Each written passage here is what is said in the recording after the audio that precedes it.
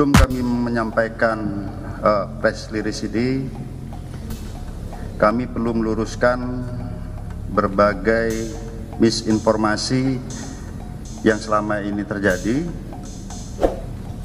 bahwa ada perlakuan yang berbeda terhadap tersangka. Ini perlu kami luruskan, bahwa saat rilis yang pertama, saat itu tersangka sedang dibawa ke Lakesda untuk diadakan pemeriksaan rambut dan darah, mengingat ini adalah kasus yang menjadi sorotan publik.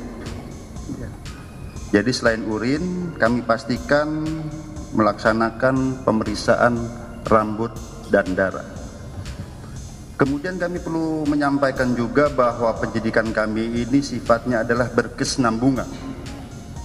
Artinya kita periksa betul selama 4 hari ini terkait dengan konstruksi pasal yang sebenarnya kita terapkan, di mana dari awal kami terapkan pasal 127 Undang-Undang Nomor 35 Tahun 2009 tentang narkotika, di mana kami punya persepsi bahwa sesuai dengan pernyataan kami saat itu penyelidikan belum selesai. Ya. Nah, selama 4 hari ini kami adakan penyelidikan lebih mendalam lagi terkait dengan perkara ini. Kami adakan penggeledahan, pemeriksaan bukti-bukti digital, data IT, kemudian pemeriksaan terhadap 3 orang tersangka, sehingga apakah ada kemungkinan berkembang daripada konstruksi pasal yang ada. Apakah ada mens reanya, niat jahatnya untuk memiliki, menyimpan, menguasai, bahkan mengedarkan, artinya menawarkan pada orang lain. Nah, oleh karenanya selama 4 hari ini penyidikan ataupun penyidikan sementara sudah kami anggap cukup, di mana konstruksi pasalnya adalah pasal 127 Undang-Undang Nomor 35 Tahun 2009 tentang pengguna narkoba.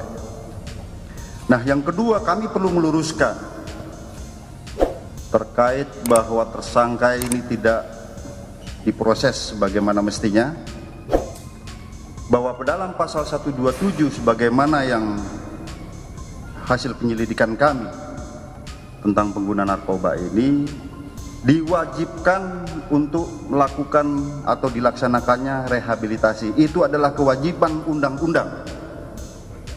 Dan kemudian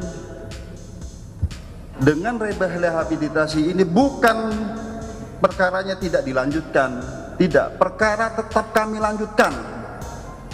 Kami bawa ke sidang, nanti akan divonis oleh hakim, di mana ancaman maksimalnya adalah 4 tahun. Ini yang perlu diluruskan, bahwa dan kemudian untuk rehabilitasi ini itu bukan dilaksanakan oleh penyidik.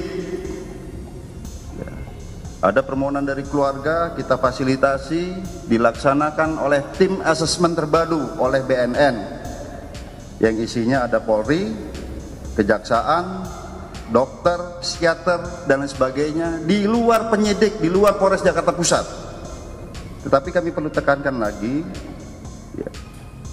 seandainya ada keputusan rehabilitasi sebagaimana diwajibkan dalam undang-undang pasal 54 Undang-Undang Nomor 35 Tahun 2009, bukan berkas tidak dilanjutkan, tetap kami lanjutkan, bawa ke pengadilan, dan nanti akan divonis oleh hakim. Ini yang perlu menjadi penekanan agar tidak menjadi kesimpang siuran informasi. Di informasi kami laksanakan penyidikan secara profesional, dan kemudian rekan-rekan sekalian, sebentar lagi akan kami hadirkan tersangka. Mengapa kami menunggu? Karena kami menunggu komplit ataupun lengkap penyidikan kami, sehingga kita akan tampilkan para tersangka ini. Selanjutnya rekan-rekan sekalian, sebelum ditampilkan, kami pernah menyampaikan bahwa strategi pengungkapan narkoba yang dilakukan oleh Polres Jakarta Pusat adalah preemptive strike. Artinya kami mengungkap dari hulu. Sebagaimana rekan-rekan ketahui, ada hal yang unik di masa pandemi ini. Polres Jakarta Pusat dalam kurun 22 hari, ya pertama kita ungkap 400 kilo, dalam waktu 22 hari bisa menjadi 1,1 ton setelah bergabung dengan Polda Metro Jaya. Dan kami temukan fakta lagi yang unik, kami temukan bandar, ya nanti barang buktinya ya cukup banyak, nanti akan kami tampilkan, di mana kami duga berdasarkan penyelidikan kami, ya bahwa ini digunakan oleh kalangan-kalangan tertentu, kaum-kaum jet set, kalangan-kalangan elit. Ya, kami sudah gambarkan, petakan, ya tinggal tunggu saja, ya kalau masih ada yang menggunakan, tunggu waktu akan kami tangkap. Jadi bukan hanya tersangka 3 ini sebenarnya. Sebelumnya sesuai dengan strategi kami preemptive strike, kami sudah menangkap bandar yang khusus, dugaan kami khusus untuk kalangan-kalangan jet set ini. Ini yang perlu kami jelaskan pada rekan-rekan sekalian. Yang pertama, tidak ada diskriminasi. Kami akan tampilkan menunggu hasil penyelidikan kami komplit, yang sebentar lagi akan kami tampilkan.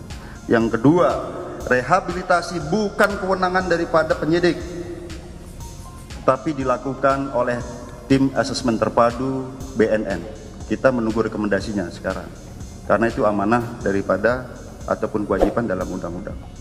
Seandainya pun direhabilitasi, bukan berarti berkas tidak dikirim, kami kirim. Tetap kami kirim, divonis oleh hakim nanti, di mana konstruksi pasal tersebut ancaman maksimal adalah 4 tahun. Ya nanti kita lihat, itu di luar daripada kepolisian.